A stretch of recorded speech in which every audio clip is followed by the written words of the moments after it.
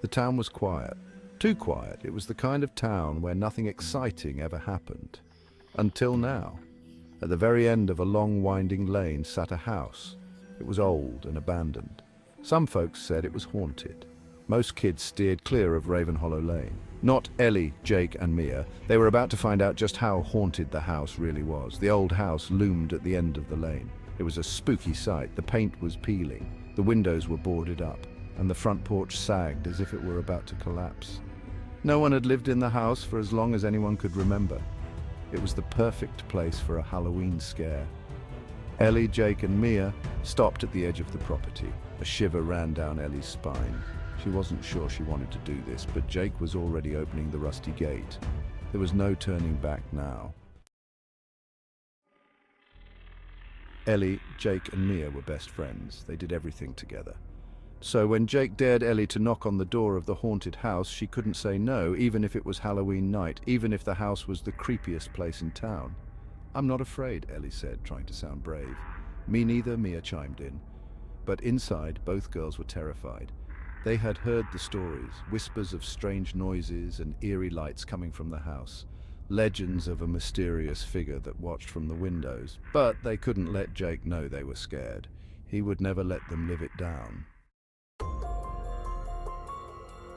The wind howled through the trees. It was a cold Halloween night. A full moon hung in the sky, casting an eerie glow on the old house.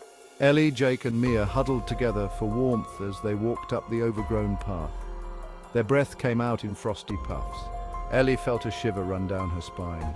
It wasn't just the cold. There was something about the house that made her uneasy. She could feel eyes watching them.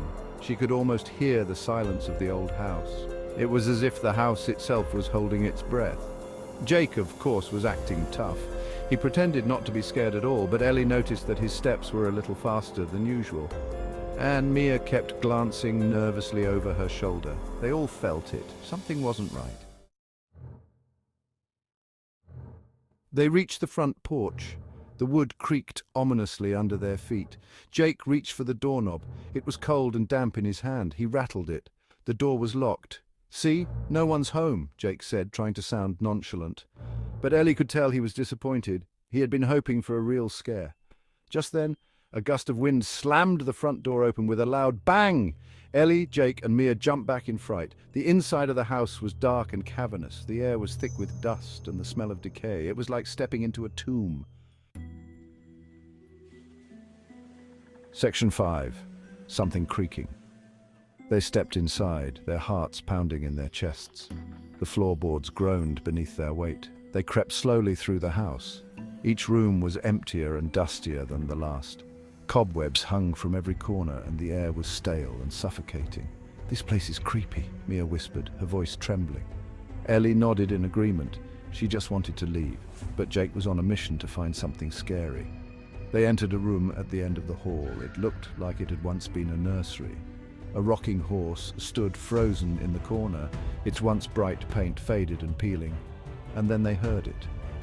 A low creaking sound coming from the corner of the room.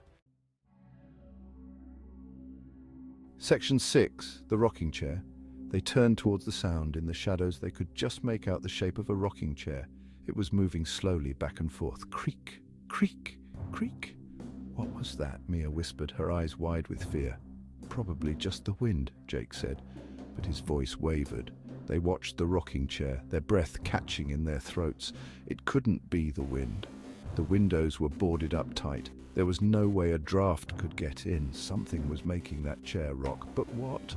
They stood there for what felt like an eternity, watching the rocking chair move back and forth. Creak, creak, creak. The sound seemed to get louder with each swing. It was as if whatever was pushing the chair was getting closer. Section 7, the watcher in the window. Suddenly, Ellie noticed something out of the corner of her eye. She turned towards the window. It was boarded up like all the others, but there, in the sliver of moonlight that peeked through a crack, she saw it. A face, white as a sheet, with dark, hollow eyes that seemed to stare right through her. Ellie gasped. She couldn't believe her eyes. The face was gone as quickly as it had appeared, but she knew what she had seen. Someone or something was watching them. Section 8 running away. Did you see that? Ellie whispered, her voice trembling with fear. Jake and Mia nodded, their faces pale. They had seen it too, the face in the window. They knew they had to get out of there, now! Without a word, they turned and ran. They raced through the house, their footsteps echoing behind them. They didn't stop running until they were safely outside. They stumbled down the overgrown path, their lungs burning, their hearts pounding in their chests. Section 9. Trapped. They didn't slow down until they reached the rusty gate. They looked back at the old house. It stood there in the moonlight, silent and menacing. But something was different. One of the windows was now unboarded, and in the faint moonlight they could just make out the shape of a figure standing in the window, watching them. Ellie, Jake, and Mia didn't say a word. They didn't need to. They knew that the Watcher was real, and they knew that they would never forget the night they spent in the haunted house on Raven Hollow Lane.